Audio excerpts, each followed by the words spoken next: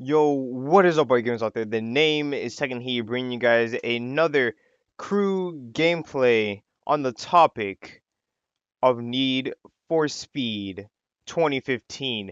Now, if you guys have not seen the revealed teaser trailer yesterday, then first of all, the hell are you doing with your life? Like, oh my gosh, that was something that was so mind-blowing to many of not just really the Need for Speed fans, but the racing fans all as a whole.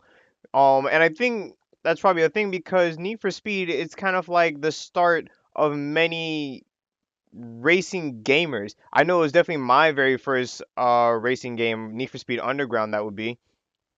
And I'm so glad to see the people over at Ghost Games go back to the Need for Speed Origin, which is pretty much the illegal street racing scene. And by the look of this trailer, this game is truly gonna be the game we have all been asking for years on end. Now, at the moment, we still don't know fully a lot about the game. Like, we don't even know what the story is pretty much gonna be. All we know is that we're definitely getting our imports back. We're gonna have the illegal import car culture scene. We're gonna be street racing with tuners. We're gonna have some muscles and possibly some exotics too, since there was a portion there. Something else that we also know is going to be coming back into the Need for Speed era is customization. Now, customization was something that's been lacking in the recent Need for Speeds for quite some time, really.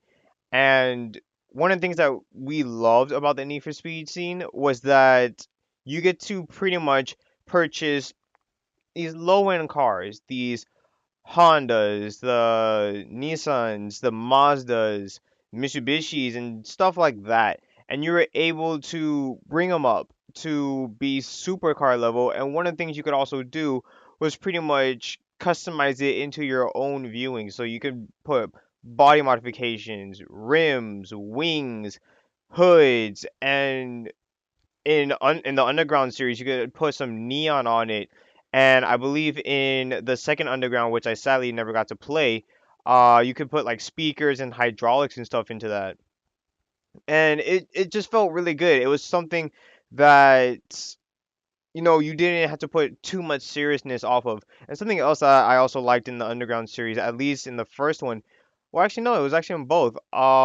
Is that you got to build up reputation, and when you build a reputation, you got to get sponsorships. You got to get your car put onto magazine covers. And that's something I really did like. And when you have your customized car just on the front cover on stuff like Modified Mag, Import Tuners, Super Street, and stuff like that, it just has that good feeling. And that's just something the recent Need for Speeds has really lost. Now, looking at the game, a lot of people are speculating that it's going to be taking place in LA.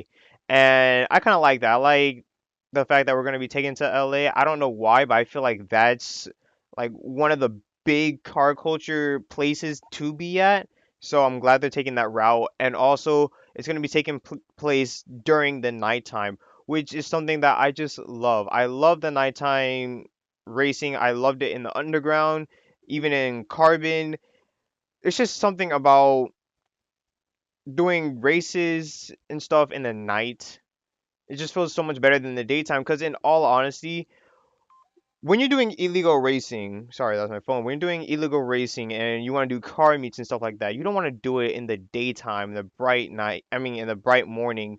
It just doesn't feel right. When it's in the night, then for one, you don't you have room to show off. You have room to do some reckless things like street racing, doing those burnouts, drifting, and stuff like that on the streets because one, there's like not that much traffic. So it's just like in reality, you want to do your illegal stuff at night than you want to do in the daytime. So I guess that's kind of one of the reasons why I like the fact that the setting is being taken place at night because that's what I would do. I would do all this stuff at night.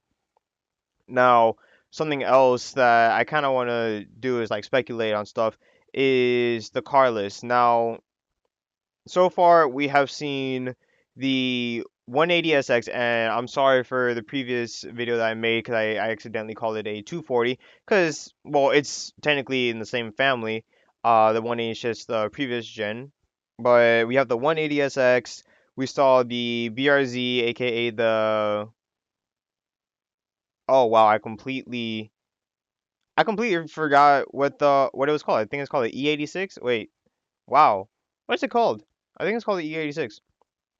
Whatever, you get the idea. The Subaru BRZ slash Scion FRS. We also saw the Nissan 2000 GT, the Skyline, the oldie Skyline before the R32s, threes, four, and now the 35. We also saw the obviously the Porsche with the RWB body kit. We saw the Mustang, and I want to say there was another car that we saw, but I just cannot remember. I'm sorry if I forgot. Now, when we were also looking at this, one of the things I also liked and I pointed out earlier was seeing the body modifications. Now, we're not sure how deep in depth we're going to be getting into the customization, but by the looks of things, we're at least going back to more of the origin of actually putting on body kits because we saw body kits on the Porsche, the 180, and the BRZ. Now, the others probably had some kits on it, but I just didn't notice it that much. It just wasn't as noticeable, in my opinion. But we did see wide body kits, and that's something I did like. And wide body kits, it was something that a lot of people favored in the old Need for Speeds. We also saw a couple wings. I didn't see any neon, which I like neon. Some people might say that's a bit ricey, but I like neon. So hopefully they slap on some neon in the game. If they do, thank you. Can't wait. Something else that I really do hope that we get, and some people were kind of they were wondering this when they were seeing some of these drifting clips was camber. Now, for those guys that are unaware of camber, it's pretty much your wheel alignment when you actually get it to when the bottom part is kind of sticking out more and the top part is kind of sticking inward. You'll pretty much, if you saw this in reality, you would know what a camber looks like. Some people like to exaggerate their camber a lot for that stancy look, even though I'm not too fond of the exaggerated camber. I do still like having some camber on cars because when you do it right, it makes things so much better. So some people are speculating that there might be camber in the game, and if there is, then that might also we might also get a feel of some tuning in a sense because normally in a lot of racing games, normally when you have camber, it's involved in your tuning. So we might get some tunes going in, and if that's possible, I think that'd be great because by the looks of things, and they've even said this, Ghost Games is really listening to the audience. Something that a lot of companies actually do not do. But this time, Ghost Games said that we are actually listening to the audience. Some people actually flew out a couple months ago to actually check out the new Need for Speed, and the companies were even asking for suggestions on what they should do. So knowing that they're taking that route is quite good. It's promising.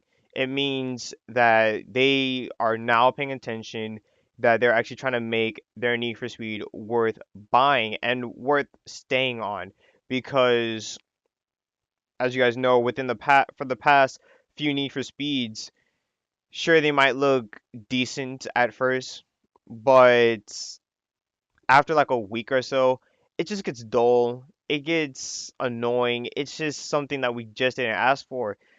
Like Rivals we never asked for. The recent most wanted, we didn't ask for. The Hot Pursuit we didn't want.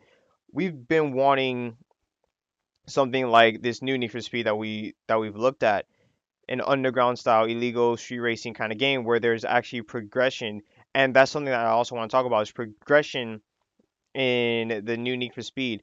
This does seem to be possible because seeing as how we had some of these cars compete up against the exotic cars, well, up against that Porsche, it definitely lets us know that there will be progression in the game to where you can use low end cars like the 180 SX and be able to compete it up against these Porsches.